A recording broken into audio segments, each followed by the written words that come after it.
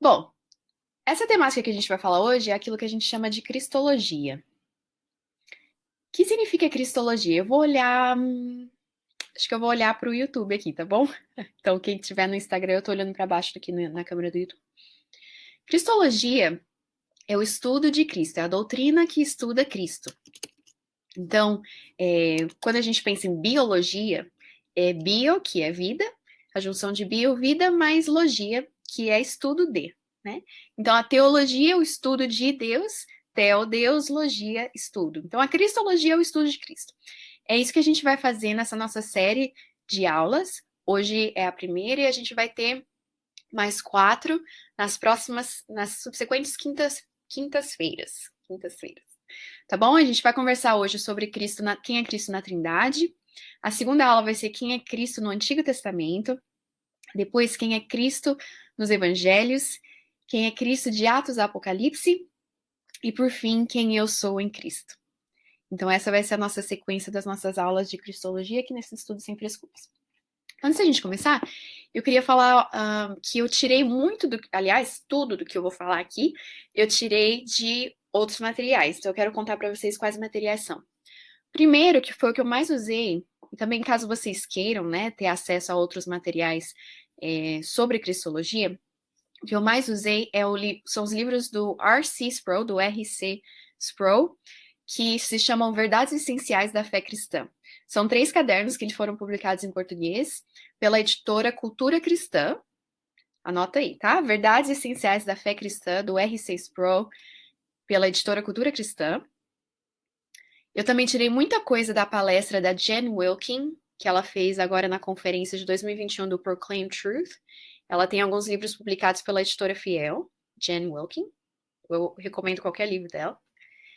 E eu também tirei bastante desse livro aqui, que em português se chama As Maravilhas de Deus, do Herman Bavinck. E esse livro tá no The Pilgrim Map como As Maravilhas de Deus.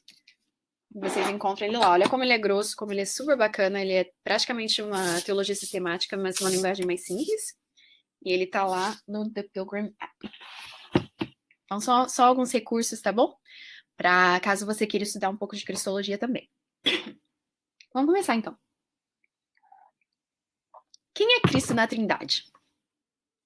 A primeira coisa que a gente precisa saber de Cristo na Trindade é que ele é a segunda pessoa da Trindade. A Trindade é composta de 3 pessoas separadas em uma só essência de Deus. 3 pessoas em uma só essência. A primeira pessoa da Trindade, Deus Pai. A segunda pessoa da Trindade, Deus Filho. E a terceira, Deus Espírito Santo. Não se confunda pela questão de primeiro, segundo e terceiro. Não é uma questão de hierarquia, nem hierarquia de divindade. Todos eles são completamente Deus. Nem hierarquia de importância. Tanto o Filho quanto o Espírito quanto o Pai são igualmente importantes, igualmente Deus em essência, mas 3 pessoas distintas, e o Filho é a segunda, considerada assim, em termos teológicos, a segunda pessoa da Trindade. A melhor passagem para a gente compreender a Trindade e o papel de Cristo na Trindade, quem Cristo é na Trindade, está em João, no capítulo 1, no verso 1, uma passagem bastante conhecida. Eu vou ler aqui na NVI.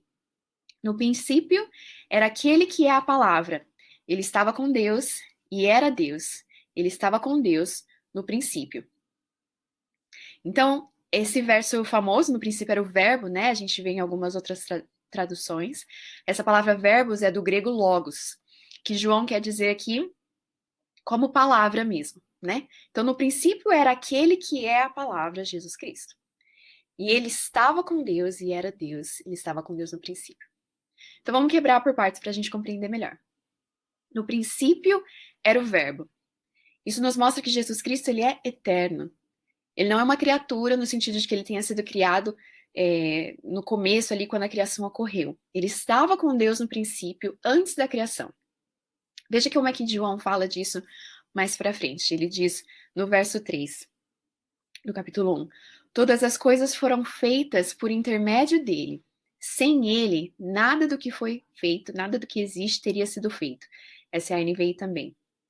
Então, Jesus Cristo é eterno, ele estava com Deus, no princípio era o verbo, ou seja, ele é Deus, ele é eterno, no princípio ele já existia. O concílio de Nicéia foi uma reunião, esses concílios são talvez você tenha familiaridade com esses termos, mas talvez não, vou explicar. Os concílios foram reuniões de cristãos, geralmente elas eram ecumênicas, ou seja, eram mais de uma denominação cristã, que se juntavam para resolver questões que estavam criando debates dentro da igreja, dentro da religião cristã. O concílio de Nicéia, ele aconteceu em 325 depois de Cristo, e nesse concílio, especificamente, foi declarado, estava tendo um debate acerca da eternidade de Cristo, e foi declarado que Jesus ele é eternamente gerado. Isso é um termo teológico também, eternamente gerado, ou seja, ele sempre existiu.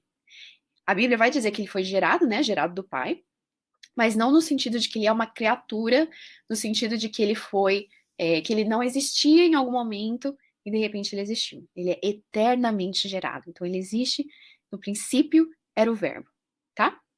Então, esse concílio ele recusou uma heresia que chamava-se heresia ariana, que dizia que Jesus Cristo foi criado, tá? Então o concílio declara que o Filho é verdadeiramente Deus, coeterno com o Pai e gerado da sua mesma substância. Tá? É isso que a gente vê ali na declaração do concílio de Nicéia. Então, primeiro a gente viu Jesus Cristo é eterno. Vamos continuar o verso. Então, no princípio era o verbo, e o verbo estava com Deus.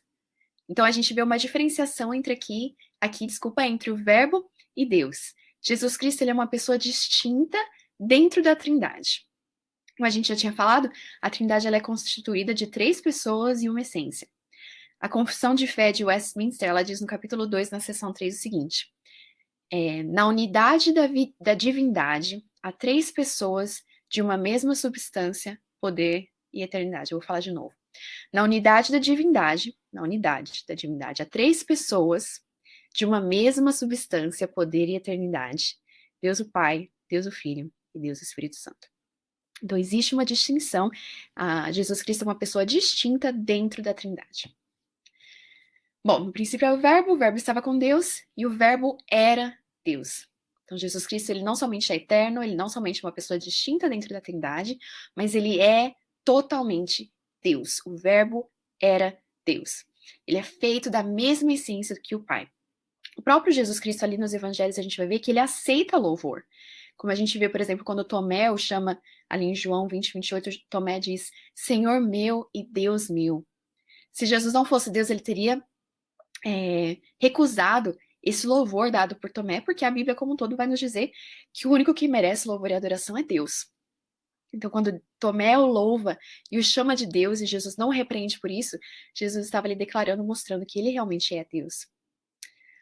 E que ele não é uma criatura, né? Porque qualquer tipo de adoração feita a uma criatura é idolatria. Então, se Jesus fosse uma criatura e recebesse adoração, então aqueles que o adoram seriam idólatras. Mas ele recebe o louvor porque ele é ele mesmo totalmente Deus. O verbo era Deus. Quando Pedro declara ali, quando Jesus pergunta o que as pessoas dizem que eu sou, eles dizem, os apóstolos vão dizer, eles dizem que você é um profeta, eles dizem que você é a reencarnação dos profetas. E ele diz, quem vós dizeis que eu sou? E Pedro diz, tu és o Cristo, o Filho do Deus vivo. Então ele estava ali declarando a divindade de Cristo, e Jesus novamente não o repreende, pelo contrário. Ele o congratula dizendo, feliz é você, Simão, filho de Jonas, porque isso não foi revelado a você por carne e sangue, mas pelo meu Pai que está nos céus. Está em Mateus 16. Então João 1:1 já nos mostra, então, que Jesus é eterno, Jesus Cristo é uma pessoa distinta dentro da Trindade, e Jesus Cristo, ele é totalmente Deus. A gente pode entender a Trindade melhor numa separação que os teólogos fazem, chamada de Trindade econômica versus Trindade imanente, ou ontológica. A Trindade econômica é aquela que distingue as funções de cada pessoa na Trindade em relação à criação e à redenção, e como eles se dão a conhecer a nós. A Trindade imanente, ou ontológica, é em relação a quem Deus é em seu ser eterno, em sua essência, para além daquilo que nós conseguimos compreender ou daquilo que a nós foi revelado. Eu vou explicar um pouquinho melhor. Lembrando que essa divisão entre trindade ontológica e imanente, né, ontológica ou econômica, não é que existam 2 trindades, tá bom? É só uma forma didática de explicar, não 2 trindades separadas. Novamente, a trindade econômica é aquilo que os teólogos vão chamar de trindade econômica, é aquilo que nós podemos compreender da trindade, é o que distingue as pessoas da trindade em suas funções, tá bom? E em suas funções em relação ao plano de salvação e em relação à criação. Essa é a trindade econômica. A trindade ontológica, ontologia, quer dizer daquilo que faz a essência do ser. Aquilo que é ontológico é aquilo que diz respeito à essência. Então, a trindade ontológica, ou imanente, como eles dizem também, é aquela que diz respeito à essência de Deus, ao seu ser eterno, aquelas partes dele, talvez, que nós não tenhamos conhecimento, que não foi revelado a nós. Por que é importante a gente entender isso? Porque na trindade econômica, a gente vai ver que existem funções diferentes para as três pessoas da trindade. O pai, a função dele na trindade econômica, ou na forma econômica de ver a trindade, o pai envia o filho ao mundo para nos salvar. O pai inicia o plano de salvação. O filho cumpre o plano de salvação. E o espírito aplica o plano de salvação que foi iniciado pelo pai e cumprido pelo filho. Vou repetir mais uma vez, tá bom? As funções da trindade no plano de salvação. O pai inicia o plano de salvação, ele envia o filho ao mundo para nos salvar. O filho cumpre o plano de salvação. E o espírito aplica o plano de salvação que foi iniciado pelo pai e cumprido pelo filho. Então, essa é a divindade de Cristo, é Cristo na trindade no seu sentido divino. Vamos pensar agora na humanidade de Cristo. Cristo ele tem aquilo que os teólogos chamam de dupla natureza, né? Ele é tanto Deus quanto homem. Totalmente Deus, totalmente homem.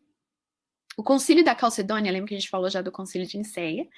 E aí aconteceu, o de Nicéia foi em 325 depois de Cristo. E o concílio da Calcedônia foi um outro concílio que aconteceu mais para frente, em 451 depois de Cristo, que declarou que Jesus é completamente homem e completamente Deus. E eles dizem que em suas duas naturezas, as duas naturezas de Jesus Cristo são unidas, sem que haja mescla, confusão, separação ou divisão. Então Jesus ele é tanto homem quanto Deus, e essas suas duas naturezas são unidas sem que haja mescla, confusão, separação ou divisão. Cada natureza de Jesus mantém os seus próprios atributos. Na natureza divina, Jesus Cristo é onisciente, ele é onipresente, ele não tem falta de nada, ele não morre, ele está sempre conosco. O Deus, Jesus Cristo Deus, ele não tem falta de nada, ele é absolutamente onipresente, ele é onisciente, ele está em todos os lugares, ele tem conhecimento de todas as coisas, ele não morre, ele é eterno, e ele está sempre conosco. Mas em sua natureza humana, Jesus Cristo é limitado em conhecimento. A gente vê que ele diz lá que ele não sabia o dia em que ele voltaria. Então ele era limitado em conhecimento em sua natureza humana. Ele não podia estar em mais de um lugar. Quando Jesus Cristo estava encarnado, ele não tinha como estar na Judéia e Samaria ao mesmo tempo, né? Ele estava num lugar só, ele era tão limitado fisicamente quanto nós. Em sua natureza humana, Jesus Cristo teve fome, ele teve sede, a gente vê ele na cruz, ele com sede, a gente vê ele com fome no deserto e com sede no deserto também quando ele é tentado. Ele sentia sono, ele sentia todas as coisas que a gente sente em questão de necessidades físicas. E ele morreu. É importante que a gente assuma que a gente abrace a doutrina de que Jesus Cristo, enquanto em sua natureza humana, ele morreu. Porque se ele não morreu, ele não se sacrificou por nós e nós não temos esperança de perdão dos pecados, certo? Então, Jesus Cristo, em sua natureza humana, ele morreu, enquanto que em sua natureza divina, ele é eterno, ele não morre. E ele não está mais conosco, em sua natureza terrena, né? No sentido de que fisicamente nós não temos mais Jesus conosco, ele não está lá em Jerusalém, ele não está ainda andando no Oriente Médio. Jesus Cristo, em sua natureza humana, não está mais conosco, mas em sua natureza divina, ele está sempre conosco. Então a gente precisa ter essa compreensão, ainda que um pouco complicada, mas essa compreensão de que Jesus Cristo é absolutamente ambas as naturezas, né? Que é o que o concílio ali da Calcedônia disse. Ele tem as duas naturezas que são unidas sem que haja mescla, então elas não se misturam, elas não são uma mistura ali de uma água de uma cor e uma água de outra cor, que ela se mistura e vira, tipo, azul com vermelho e vira roxo, né? Não tem mescla, tá? Não tem confusão. Existe uma clareza de qual natureza é qual. Não existe uma separação, o que é super confuso. Se você pensar que não existe mescla, que também não existe separação. E que não existe divisão. Então, é isso que declara ali o Concílio da Calcedônia. Espero que vocês estejam me acompanhando até aqui. A gente precisa ficar atento às nossas tendências em relação à dupla natureza de Cristo. Por quê? Todos nós, na nossa teologia, nas nossas tendências doutrinárias, e eu acredito não só de forma individual, mas como igreja, como geração, como nação, nós temos tendências a focar em uma ou em outra natureza de Cristo mais do que na outra. Então, nós temos, por exemplo, a tendência de focar muito na natureza divina. E se a gente foca demais na natureza divina em contrapartida com a sua natureza humana, como se ele fosse mais Deus do que homem, nós criamos um Jesus Cristo distante, um Jesus Cristo tão divino que ele não se achega a nós, né? E a gente sabe que essa não é a realidade de quem Jesus Cristo é. Se vocês tiveram o prazer e o privilégio de ler o livro Manso e Humilde, que eu falo sempre, constantemente, o livro Manso e Humilde do Dane Ortlund, que está no The Pilgrim App, esse livro nos mostra de forma belíssima como Cristo não era tão Deus, né, tão divino que ele não se aproximasse de nós humanos, né? Então a gente, talvez você perceba no seu próprio coração essa sua tendência de criar um Jesus Cristo que é tão divino, que ele está tão distante de você, tão distante de nós, que ele não é um salvador pessoal. Mas por outro lado, e eu creio que essa seja a tendência mais comum hoje em dia, da nossa geração, da nossa nação, eu vejo isso aqui também nos Estados Unidos, nós temos tido a tendência de criar um Jesus muito humano. A gente puxa Jesus tanto para a humanidade que ele acaba se tornando o nosso parceiro, né? O nosso buddy, o carinha lá. E aí Jesus se torna muito humano, tão próximo de nós que ele acaba se parecendo muito conosco. E aí nesse puxar de Jesus para essa humanidade, a gente acaba criando, por exemplo, aquelas camisetas que falam Jesus e café, eu só preciso de Jesus e de yoga, me dê Jesus e tax, sei lá. Não sei se no Brasil tem isso também, mas aqui nos Estados Unidos está muito comum esse tipo de camiseta, de boné, de caneca, com essas mensagens de eu só preciso de Jesus e café, enfim. A gente acaba removendo a majestade de Cristo, né? E isso é perigoso também. Então eu creio que essa tem sido a tendência atual, nossa, é de puxar Jesus para uma humanidade exacerbada e deixar de lado a divindade dele. Mas há também momentos na sociedade, na história da igreja, em que a gente puxou muito Jesus para a divindade, e aí livros como Manso e Humilde vêm para nos trazer de volta a belíssima humanidade de Cristo e nos relembrar que ele foi tão homem quanto Deus, tá? Que ele é tão homem quanto Deus. Bom, a autora Jen Wilkin, que eu já comentei no começo aqui da aula, ela disse que Jesus, ele era humano, sim, absolutamente, 100% humano, mas ele era um humano perfeito. Jesus Cristo é a humanidade aperfeiçoada. Então a gente não pode trazer ele para nosso tipo de humanidade, para a nossa experiência de humanidade, como se ele fosse exatamente como nós. Ele era humano, mas ele era um humano perfeito. Então, a gente não pode tentar rebaixar Jesus à nossa humanidade. Nós somos chamados, na verdade, a buscar nos elevar à humanidade perfeita dele. Tá? Então, ele era absolutamente humano, mas não exatamente como nós, no sentido de que ele era perfeito e nós não somos. Mas ele era tão humano quanto nós. Tinha fome, tinha sede, morreu, suava, cansava, tinha desejos, enfim. Uma outra parte que então a gente já falou sobre a divindade de Cristo, a gente já falou sobre a humanidade de Cristo, né, sua dupla natureza. Agora vamos falar sobre o tópico de que ele não tem pecado.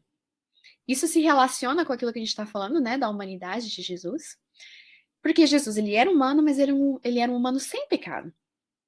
Ele era como nós em todos os aspectos, completamente humano, mas sem o pecado. Ele foi tentado, a Bíblia diz que ele foi tentado, né? Mas no sentido de que ele sentiu as necessidades e os desejos que nós sentimos. No deserto, por exemplo, ele teve fome e ele desejou comida. Mas não havia pecado nos desejos dele.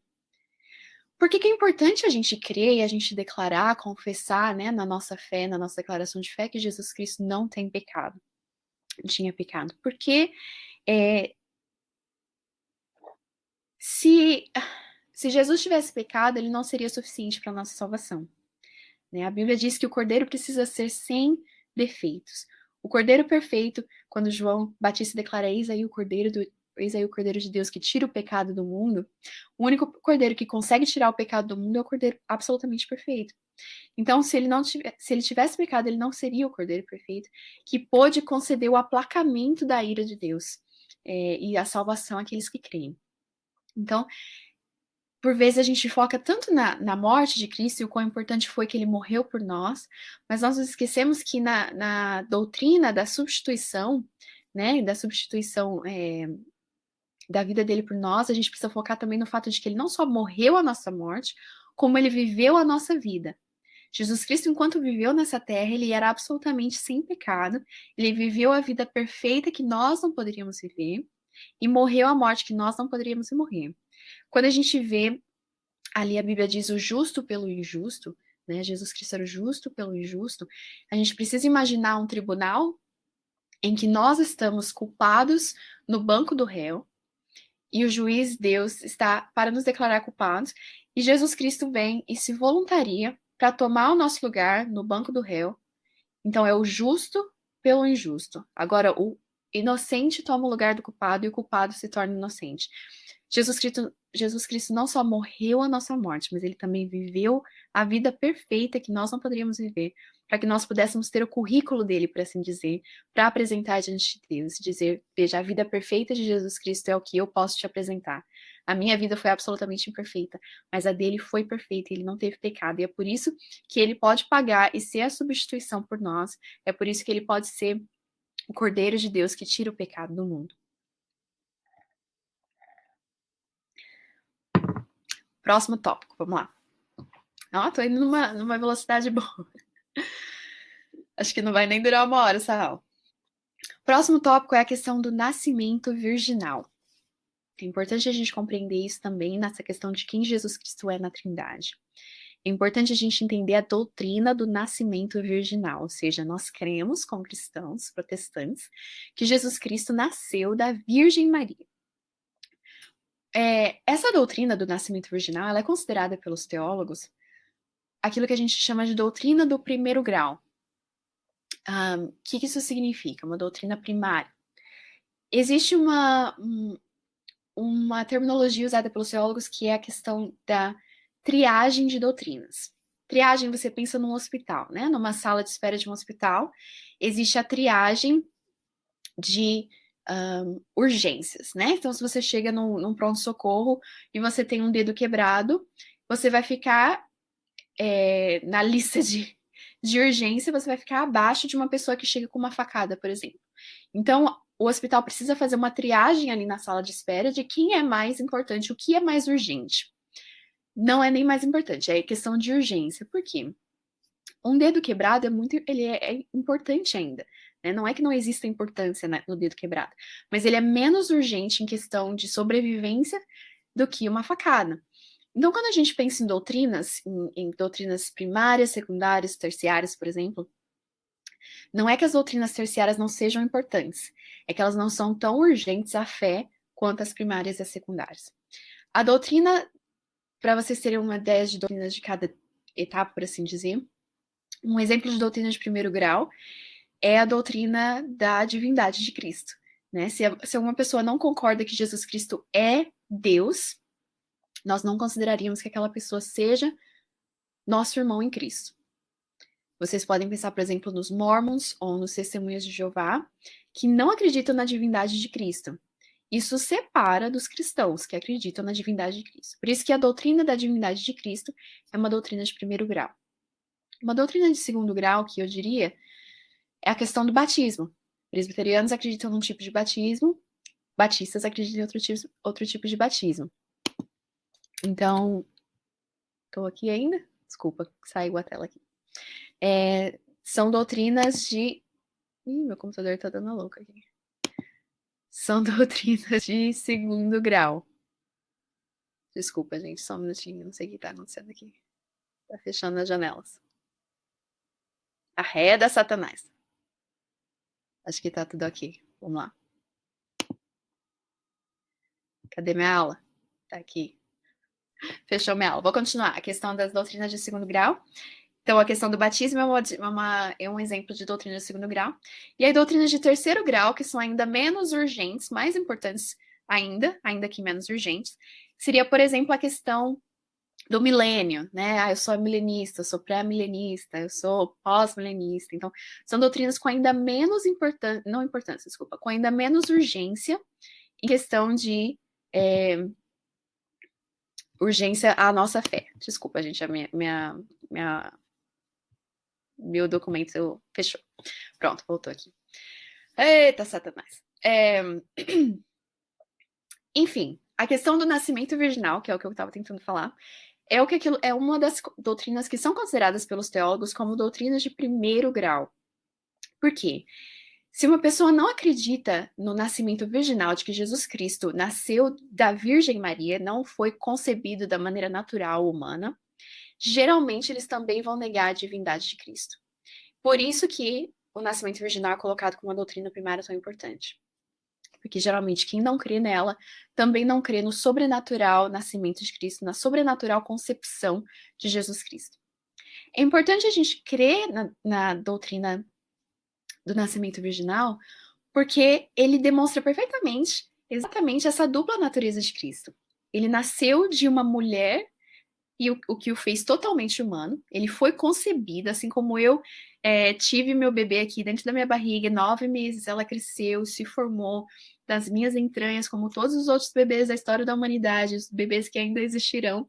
Jesus Cristo também foi concebido no sentido de que ele cresceu desde um feto pequenininho até o embrião e se tornou um bebê de 9 meses e foi parido, como todo bebê, ele foi gerado dentro de uma mulher humana, então ele é totalmente humano.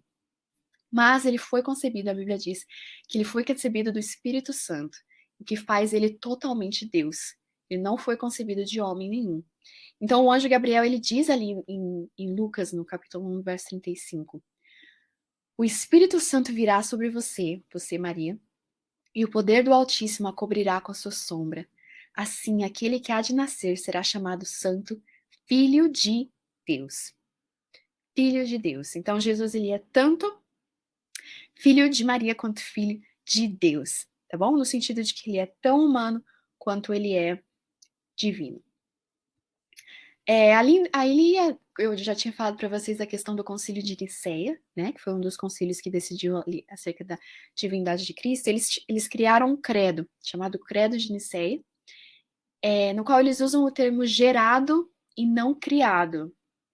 Em inglês é begotten, not created.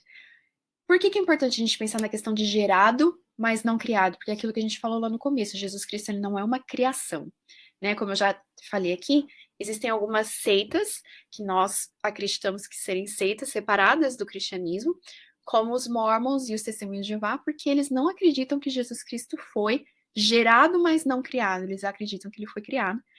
Então, eles se encaixam naquilo que nós consideramos heresia, né? Que é a heresia ariana, de que Jesus Cristo seria uma criatura, ainda que elevada, mas uma criatura, e não Deus. Então, nós cremos, como diz o Credo de Nicéia, que Jesus ele é gerado, mas não criado, tá bom? E aí a gente pensa também nessa questão do nascimento virginal no termo primogênito. Ele é o primogênito de toda a criação.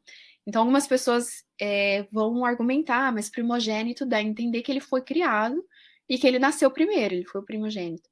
Mas a gente precisa pensar na Bíblia no sentido original, na audiência original, no público original, nos autores que a escreveram, qual era a cultura deles. Ali na cultura original judaica, primogênito significava essa questão de herança. Aquele que tem direito a todas as coisas, aquele que é o herdeiro de todas as coisas do Pai, é o primogênito. Então, quando diz que Jesus é o primogênito de toda a criação, é porque ele, como filho unigênito de Deus, ele é o herdeiro de todas as coisas. Ele é o primogênito da criação, gerado, mas não criado, como diz o Credo de Nicéia. Bom, próximo tópico. Estão comigo ainda, né? O próximo tópico é a ascensão, que é aquilo que a gente diz, alguns cristãos chamam de a doutrina esquecida de Jesus Cristo.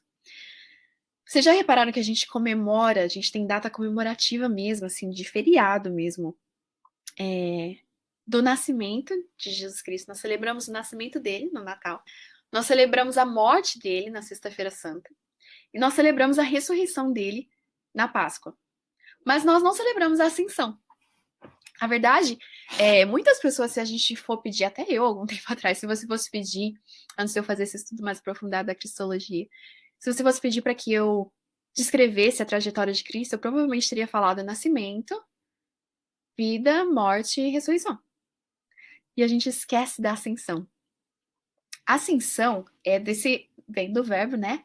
Ascender, subir, né?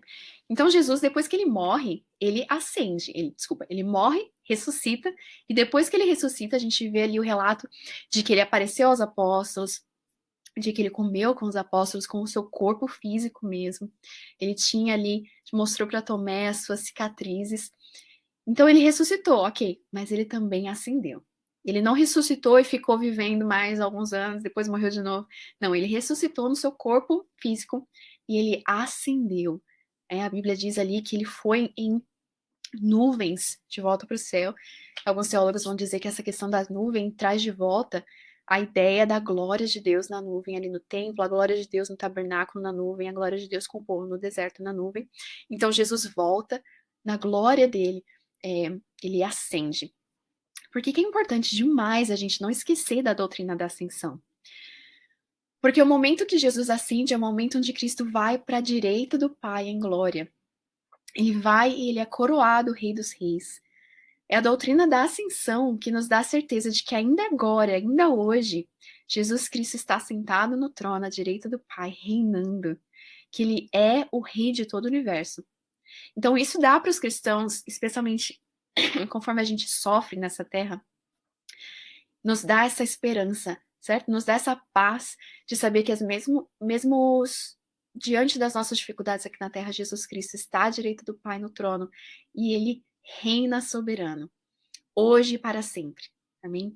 Então, a doutrina da ascensão é importantíssima em quem Jesus Cristo é na Trindade. Jesus Cristo está agora à direita do Pai, no céu. Ele ascendeu. A direita do Pai é uma posição de autoridade. Então, quando a Bíblia diz, declara que Jesus está à direita do Pai, ela está declarando, ela está confirmando a autoridade de Jesus como soberano rei que julga e reina sobre todas as nações do mundo. Jesus também ascendeu à presença do Pai no Santo dos Santos do céu, ou seja, na presença de Deus, como nosso sumo sacerdote. A gente vai ter a nossa próxima aula sobre Jesus, quem é Jesus Cristo no Antigo Testamento, e a gente vai ver toda essa questão do sumo sacerdócio, a gente vai ver toda a questão do templo, do tabernáculo, e daquilo que a gente chama, os teólogos chamam de o triplo ofício de Jesus, né? Que ele é profeta, sacerdote e rei. Então a gente vai falar sobre isso, mas quando Jesus ascende, ele ascende ao Santo dos Santos para ser o nosso sumo sacerdote, ele é aquele que intercede por nós, né? Ele é o sumo sacerdote perfeito, que é melhor do que Melquisedeque, né? A gente vê isso ali no livro de Hebreus.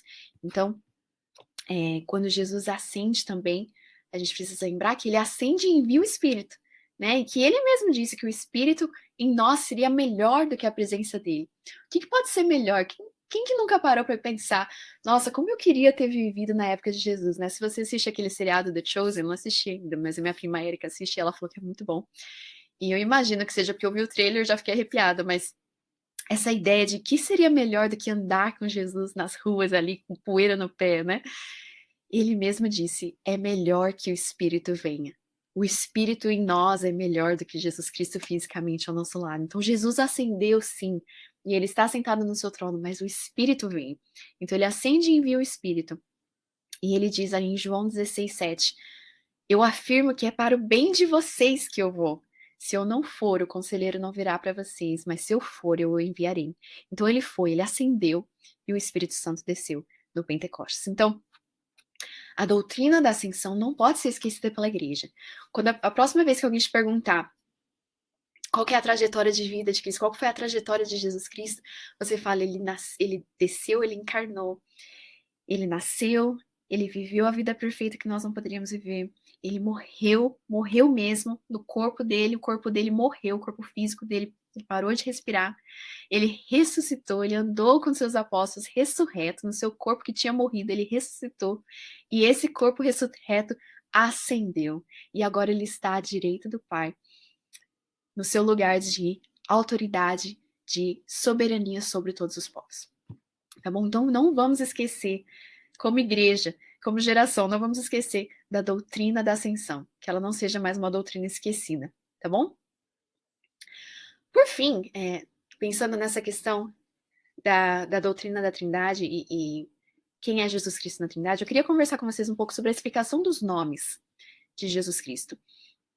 Um dos livros, eu esqueci de comentar isso no começo, sinto muito, que eu usei foi essa série aqui do R.C. Sproul também, chamada, desculpa, não mostrei para o Instagram, chamada Perguntas Cruciais. Eu tenho quase certeza que quem publicou isso em português, essa série, foi a Editora Fiel.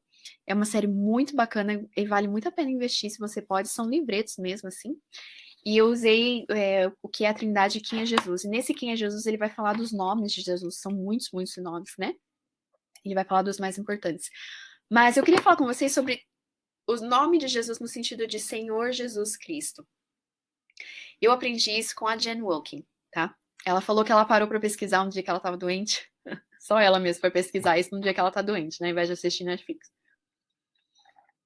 Mas ela falou que parou para pesquisar quantas vezes no Novo Testamento Jesus foi tratado como só Jesus. Quantas vezes no Novo Testamento, no relato do Novo Testamento, nós vemos só Jesus? E são muito poucas vezes. E é especialmente nos evangelhos, né, nos relatos históricos da vida de Jesus Cristo, ele é tratado como Jesus. Mas fora isso, ele sempre é Senhor Jesus, Nosso Senhor Jesus, ou Jesus Cristo, ou Nosso Senhor Jesus Cristo, é uma combinação, enfim, disso. Então vamos entender, é importante a gente entender, ela mostrou isso, e eu acho que é bacana a gente pensar nisso juntos. É importante a gente entender os nomes de Jesus. Jesus era o nome de humilhação dele. Não humilhação no sentido que a gente está acostumado, né? Nossa, a pessoa foi humilhada. Mas humilhação no sentido de que era o nome da encarnação de Jesus. É o nome que ele usou quando ele estava humano, por assim dizer. O original é Yeshua, que era um nome que eu fiquei surpresa quando descobri isso. Era um nome comum naquela época, na verdade. Era um nome comum naquela sociedade judaica. Jesus não era o único Jesus andando por aí. Provavelmente na escolinha dele lá tinha vários Jesuses. Porque Yeshua era um nome comum. E ele é a forma grega do nome que a gente traduziu para o português como Josué, que significa o quê? Salvador.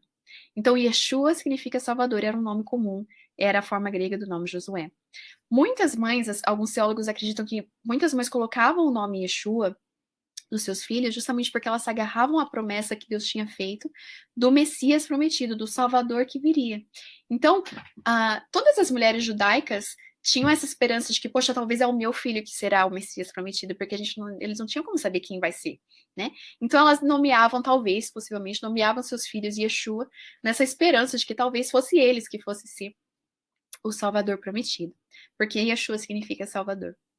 Então o que acontece? Deus pega um nome relativamente comum naquela época, se identificando com o seu povo de forma ordinária, tendo um nome ordinário, um nome comum, e ele eleva esse nome ao seu verdadeiro significado, uma vez que Jesus era o único que era verdadeiramente o Salvador, o Yeshua.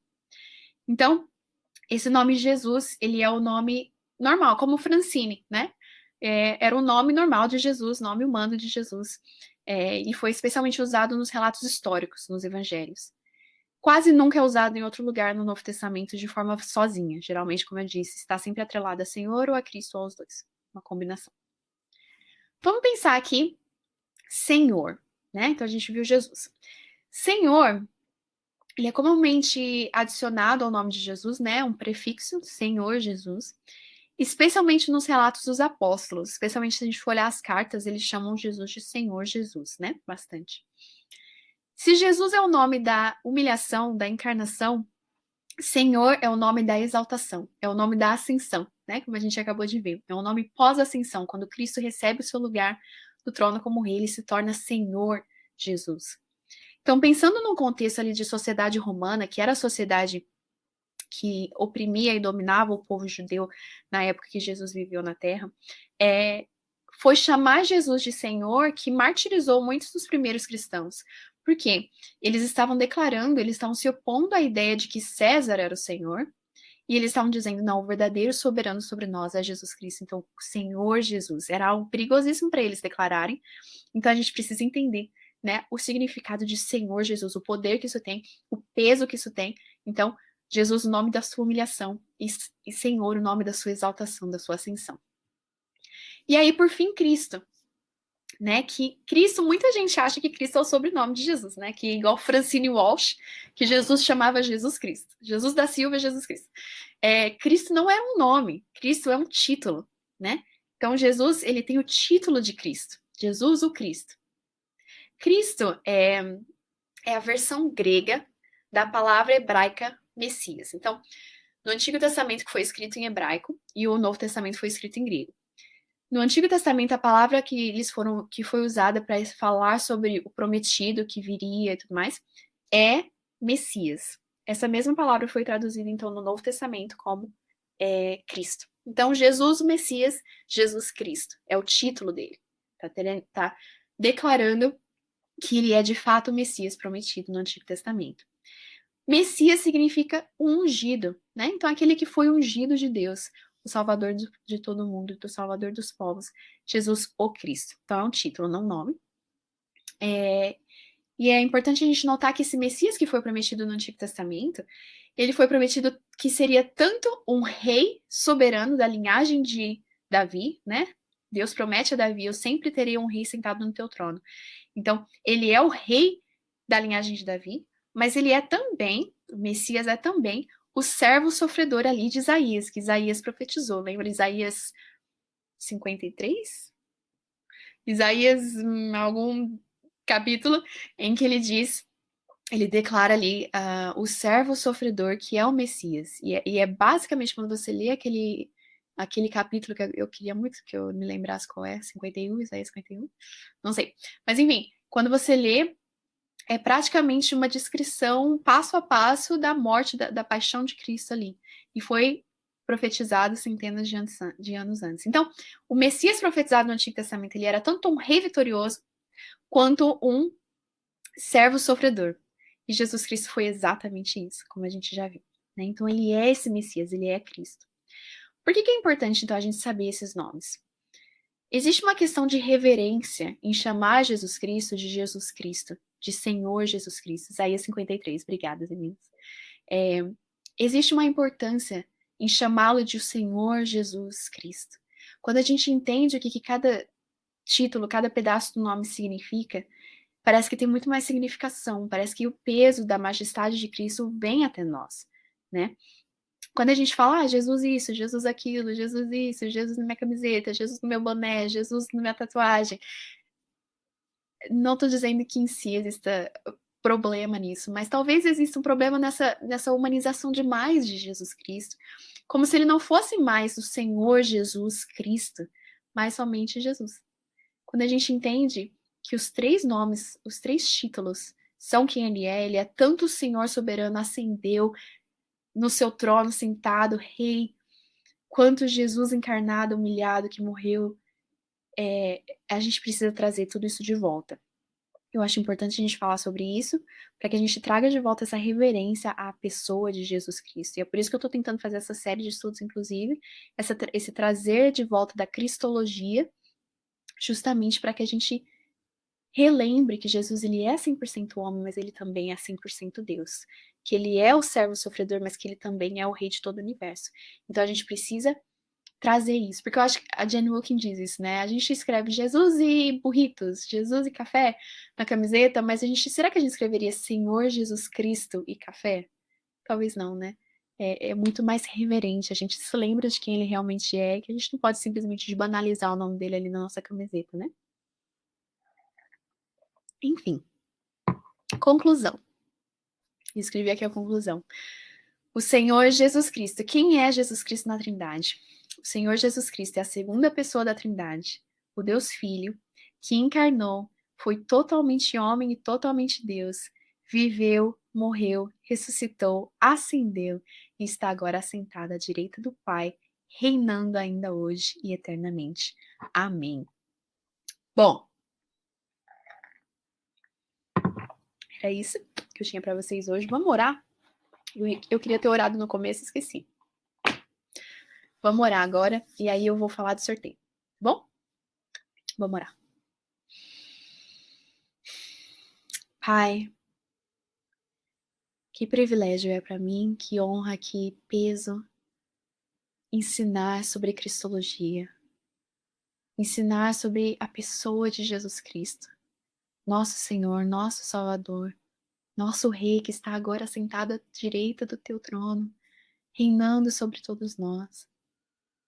Senhor, eu te peço que o Senhor nos ajude conforme nós estudamos Cristologia nas próximas semanas, a relembrar que Jesus Cristo, ele é Deus, Rei, soberano, majestoso, mas que ele também é o Cordeiro imolado, que ele também é aquele que viu pecadores, que tocou pecadores, que curou pecadores, que amou pecadores.